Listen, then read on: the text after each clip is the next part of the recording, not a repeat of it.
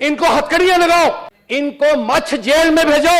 साथ देना होगा आप लोगों से, नहीं है साहब। हम अगर नहीं पता तो फिर घर जाओ, यहां बैठने की कोई जरूरत ही नहीं। इदारों में जो लोग लाखों करोड़ रुपए की तनख्वाही ले रहे हैं, लोगों के घरों में सफेद मातम बिछ गई है। जवान बच्चे उनके अकलौते बचे थे, एक एक बेटा था जिसका, वो हजारों दुश्मन पाकिस्तान हो, ये क्या बात हुई? Yes, you should keep quiet. ये दिस इज ऑल नॉनसेंस। ये कमेटियां जो है ये सारा फ्रॉड है। किधर है आज वो मुलजिम? उसके बारे में बताया जाए जिसने सियालकोट मोटरवे पर एक खातून को उसके मासूम बच्चों की मौजूदगी में रेप किया था। क्या तमाशबंद बनाया हुआ आप लोगों ने, पाकिस्तान को बर्बाद किया। तुम लोगों की इतनी जुर्रत कि आज इस ईवान में बैठकर कि पाकिस्तान इस वक्त कायदे आजम का पाकिस्तान नहीं रहा, ये एक माफिया का पाकिस्तान, और ये माफिया हर शोबा है जिंदगी में आपको मिलेगा। से कहना पड़ता है कि इस मामले में मुझे हुकूमत बेबस नजर आ रही है। ये बयानात देने से काम नहीं चलेगा। फुट नीचे पानी में डूब कर मर, कमेटी बना दो, कमेटी बना दो। मेरी आज बात लिख लें कि उस कमेटी का भी 0/0 होगा। बीइंग अ गवर्नमेंट मेंबर मैं ये कहता हूं कोई उसका नतीजा नहीं निकलेगा कि झूठ बोल रहे हैं। और मुझे अफसोस से ये कहना पड़ता है, मुझे अफसोस इदारों को नहीं पता कि इस मुल्क में कौन गैर कानूनी स्मगलिंग, इंसानी स्मगलिंग में मसरूफ है। आप अल्लाह ना करे, अल्लाह किसी को कोई थाना, कचहरी या अस्पताल में लेके जाए इस मुल्क में। मेरी तो ये दुआ है कि थाना, कचहरी और अस्पताल, बीइंग ए डॉक्टर, मैंने 14 साल सरकारी अस्पतालों में काम किया है, इमरजेंसीज में भी। अस्सलाम वालेकुम नाज़रीन इकराम, आपको मुकम्मल वीडियो दिखाते हैं आसिफ किरमानी की तारीख़ी तकरीर। कोई सोच नहीं सकता था कि आसिफ किरमानी ने वो कर दिया जो वहम और गुमान में नहीं था। आसिफ किरमानी का कहना था कि इस मुल्क में क्या हो रहा है क्या आप नहीं जानते, इस मुल्क में किस तरह से जमहूरियत को पामाल किया जा रहा है। आसिफ किरमानी ने उन चीज़ों से पर्दा उठा दिया जिन चीज़ों को छुपाने की कोशिश की जा रही थी। आज आसिफ किरमानी का कहना था कि हम कहाँ खड़े हैं। आप वीडियो देखिए, फिर इस पर बात करते हैं। पाकिस्तान इस वक्त कायदे आजम का पाकिस्तान नहीं रहा, ये एक माफिया का पाकिस्तान, और ये माफिया हर शोबा है जिंदगी में आपको मिलेगा। आप अल्लाह ना करे, अल्लाह किसी को कोई थाना, कचहरी या अस्पताल में लेके जाए इस मुल्क में। मेरी तो ये दुआ है कि थाना, कचहरी और अस्पताल, बीइंग ए डॉक्टर, मैंने 14 साल सरकारी अस्पतालों में काम किया है, इमरजेंसीज में भी। मेरी ये दुआ है कि मेरा कोई दुश्मन भी जो है वो पाकिस्तान के किसी सरकारी अस्पताल, थाने या कचहरी, अल्लाह उसको उसका रुख ना, जिसमें करीबन 300 के करीब पाकिस्तानी अब तक की जो इतलात है, वो मैं तो उन्हें शहीद कहूंगा जी, चूंकि वो रिज़्क़ हलाल की तलाश में, रिज़्क़ हलाल की तलाश में, उनको कौन अपना मुल्क छोड़ता है जी, मुझे बताइए। और वो सारे नौजवान थे, वो पाकिस्तान का मुस्तकबिल था। वो 300 जो लोग डूबे हैं, वो पाकिस्तान का 300 मुस्तकबिल डूबा है। और उसके बाद वो, मैंने हमेशा जैसे अर्ज किया, सांप गुजर जाता है, हम लकीर पीटते हैं। अब एक कमेटी बन गई है।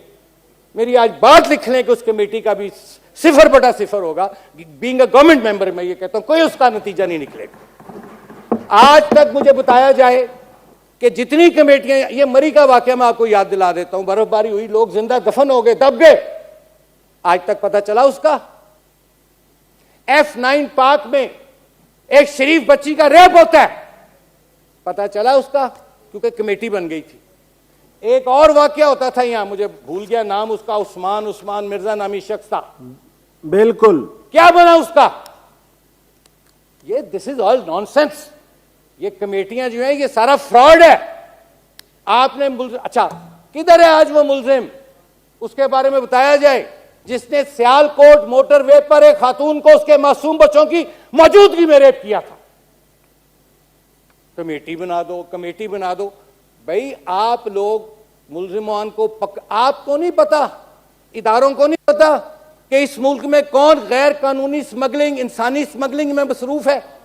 अगर नहीं पता तो फिर घर जाओ, यहां बैठने की कोई जरूरत ही नहीं। इदारों में जो लोग लाखों करोड़ रुपए की तनख्वाही ले रहे हैं, लोगों के घरों में सफेद मातम बिछ गई है। जवान बच्चे उनके अकलौते बचे थे, एक एक बेटा था जिसका, वो हजारों फुट नीचे पानी में डूब कर मर गया। और हम कहते हैं चलो शोक मना लो जी, एक दिन का मना लो शोक, परचम सरनगू कर दो। दूसरा सर, ये कलर कहार की मैं बात कर रहा हूं, क्योंकि मुझे अक्सर सर, मैं जैसे अर्ज किया तो कौन जिम्मेदार है? वहां जो फिटनेस सर्टिफिकेट जारी करता है करप्ट बाबू बैठा हुआ, जो 500,000 रुपए में जिसकी कुल कीमत, जिसकी कुल वैल्यू जिस शख्स की 500,000, 2,000, 5,000 होगी, वो लेके फिटनेस सर्टिफिकेट जारी कर देता है। दरअसल हम अशराफिया के माफिया की बात करते हैं, लेकिन सर मुझे दुख होता है कि पाकिस्तान इस वक्त कायदे आजम का पाकिस्तान नहीं रहा। ये एक माफिया का पाकिस्तान, और ये माफिया हर शोबा है जिंदगी में आपको मिलेगा।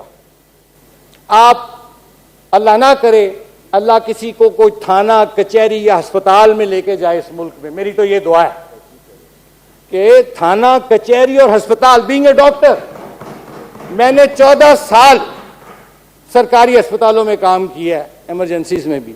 मेरी ये दुआ है कि मेरा कोई दुश्मन भी जो है वो पाकिस्तान के किसी सरकारी अस्पताल, थाने या कचहरी, अल्लाह उसका रुख ना करे। क्यों? बुरा हाल है वहां। सवाल ये उठता है सर कि ये जो कलर कहार वाला वाकया हुआ, ये मोटरवे पुलिस थी कहां जी? क्या इनका फर्ज नहीं होता कि ये वहां गाड़ियां जब मोटरवे पे चढ़ती हैं तो इसका को प्रॉपर चेकिंग का इंतजाम करें, बसों की हालतें देखें, को फिटनेस सर्टिफिकेट उनके टैग लगाए जाएं कि भाई इसकी ये डेट से ये डेट पे, जैसे बाहर के मुल्कों में, यूरोप, अमेरिका में आपकी ब्रेक्स भी चेक करवानी पड़ती हैं, आपको मोटर जिसको एग्जामिनेशन कहते हैं, वो सर्टिफिकेट देते हैं और एक स्टिकर आपको लगा देते हैं। यहां लेकिन माफिया है वो। हाँ जी, वो तो ज़ाहिर है शार्प टर्न्स भी हैं। और आधा मेरा जो वक्त होता है मैं गाड़ी के भी ले आता हूँ। पेट्रोल चूंकि बहुत महंगा हो गया, मैंने सर ये देखा है कि मोटरवे पुलिस पे भी जो है उनके भी मामलात जौन से बहुत ख़राब हैं। ये मेरे ज़ाती नॉलेज में है सर, और ये पब्लिक इंपॉर्टेंस का भी पॉइंट है कि जो बस ड्राइवर्स हैं वो सेंट्रल लेन में अब मुस्तकिल चलते हैं, नंबर 1। हालांकि उनको एक्सट्रीम लेफ्ट वाली लेन में जाना चाहिए। नाज़रीन कराम, आपने वीडियो देखी आसिफ किरमानी की तारीखी तकरीर, जो तारीख में हमेशा याद रखी जाएगी। आसिफ किरमानी फट पड़े और दिल की भड़ास निकाल दी। आसिफ किरमानी का कहना था कि इस मुल्क में अगर जमहूरियत है तो वो किधर है? क्या आप लोग सोए हुए हैं?